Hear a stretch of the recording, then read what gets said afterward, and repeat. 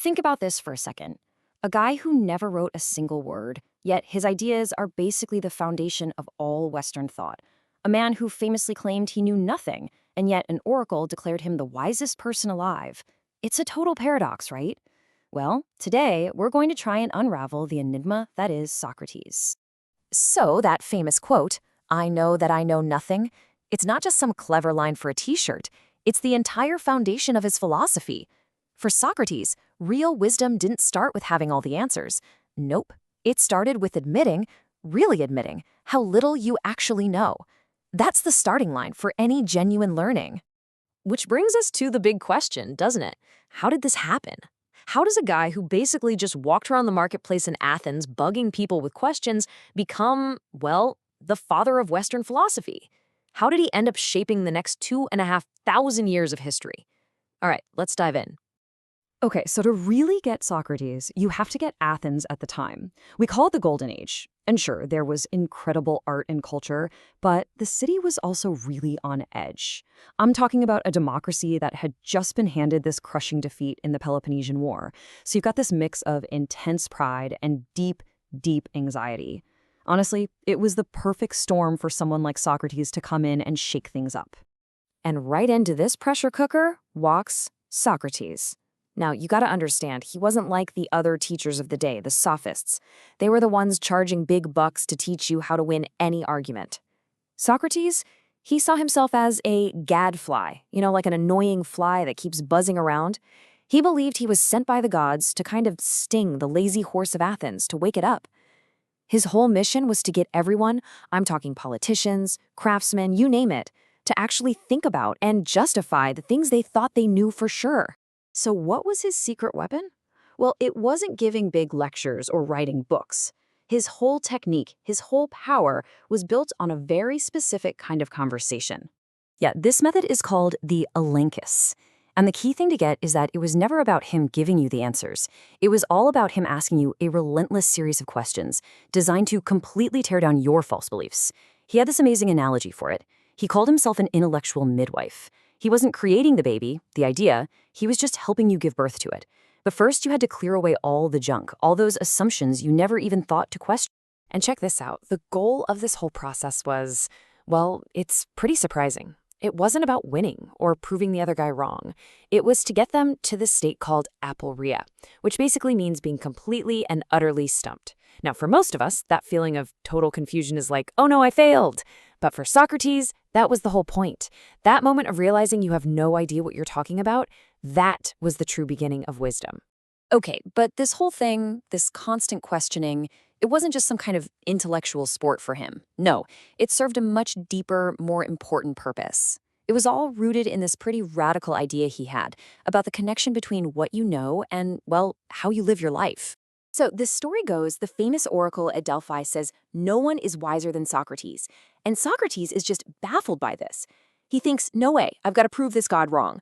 So he goes around questioning all the so-called wise men of Athens. And he keeps finding the same thing over and over. These guys were super confident, but when he pressed them, their arguments just fell apart. So he comes to this incredible conclusion. The oracle was right. He was the wisest man, but only because he was the only one who actually knew the extent of his own ignorance. And that powerful realization, that awareness of his own ignorance, led directly to one of his most famous and honestly kind of controversial ideas. Virtue is knowledge. Think about what that means.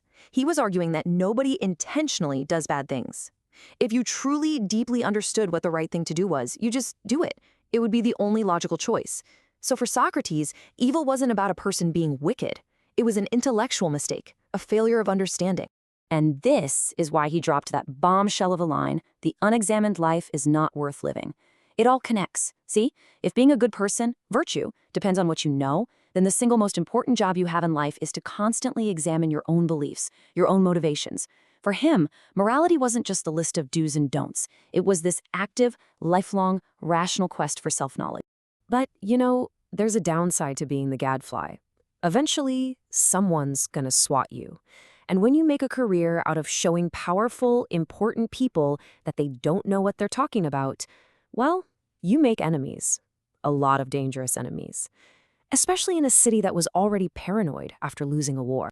So, finally, in 399 BCE, they'd had enough and dragged him to trial. The official charges were impiety, basically not respecting the city's gods, and corrupting the youth. But Socrates' defense was incredible. He was like, "Are you kidding me? I'm on a divine mission here." And he argued that far from corrupting young people, he was actually making them better by teaching them the one skill that matters most, how to think for themselves. And what happened next was just pure theater. He absolutely refused to apologize. In fact, he pretty much trolled the entire court. When the jury found him guilty and said, "Okay, Socrates, what should your punishment be?" he suggests they give him free meals for life. You know, the honor they give to Olympic heroes. It's just, wow.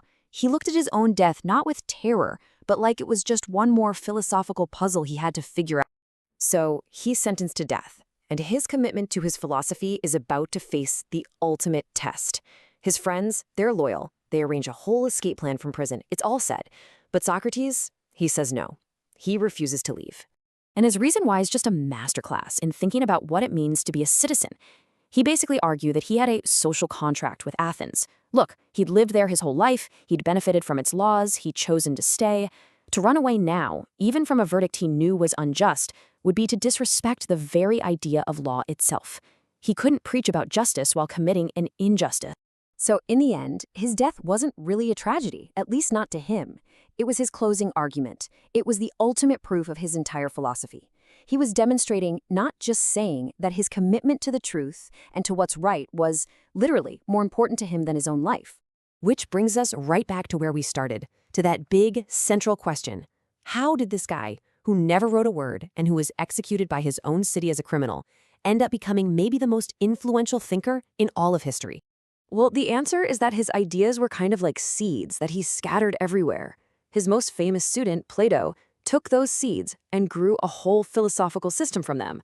But others picked up different seeds and ran in different directions. You have the Stoics, who were all about his self-discipline. The skeptics, who loved his constant questioning. The cynics, who took his who cares about money attitude to the extreme. You see, his legacy wasn't a book. It was a full-blown revolution in how people thought. But maybe the biggest thing he did was this. He completely changed what philosophy was even about. Before him, philosophers were mostly looking up at the stars, wondering what the universe was made of. Socrates dragged philosophy down from the sky and planted it right in the middle of the city square. He forced it to stop asking about the cosmos and start asking the one question that really truly matters to all of us: how should we live? And that's why his famous challenge, the unexamined life is not worth living, still hits so hard today. It's not just some old quote from a history book. It's a direct, personal call to action for you, for me, for every single one of us, right here, right now. So we have to end with one last Socratic question, but this one's for our own time. In this age where we're drowning in information, where we can get any answer instantly, are we maybe forgetting to ask the right questions? Are we losing the courage to do the one thing Socrates believed was the most important of all, to question everything, and to start with ourselves?